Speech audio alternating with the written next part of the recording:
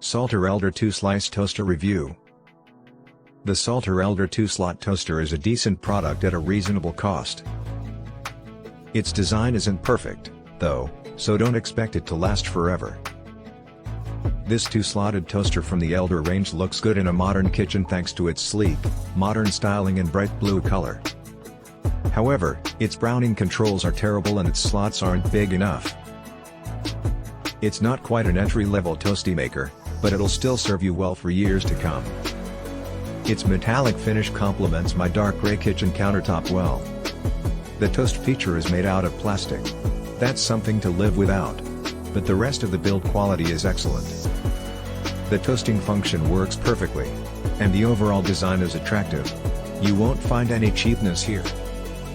This toaster has 3 parallel rows, each containing an element of the same type. It features useful frozen, reheat, and bagel modes, but there's no bread mode. It's also lacking a single slot button.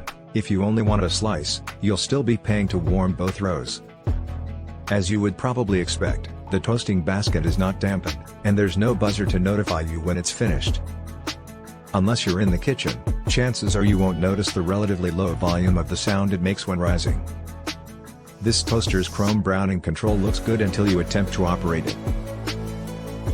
There are 6 toast settings marked around the outer edge, but only a small indentation on the rotating wheel to indicate which setting you've chosen. You'll need keen eyes and adequate lighting to even notice this from straight on, let alone read it. It needs a bold black line running along the outside and front of this wheel.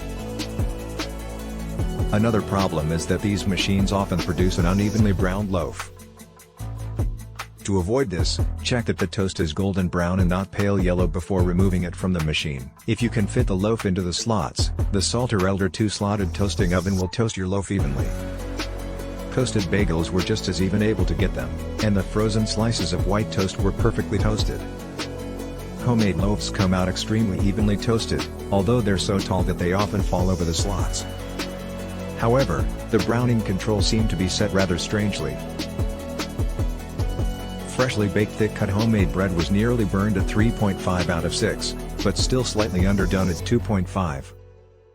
That's typical for a 2-slotted toasty, equaling around 0.02 kilowatts when toasting bagels, and 0.04 kWh for homemade bread. At today's 34 pence per kWh energy tariff, that's just under a penny per use. Toasters really aren't that expensive to operate.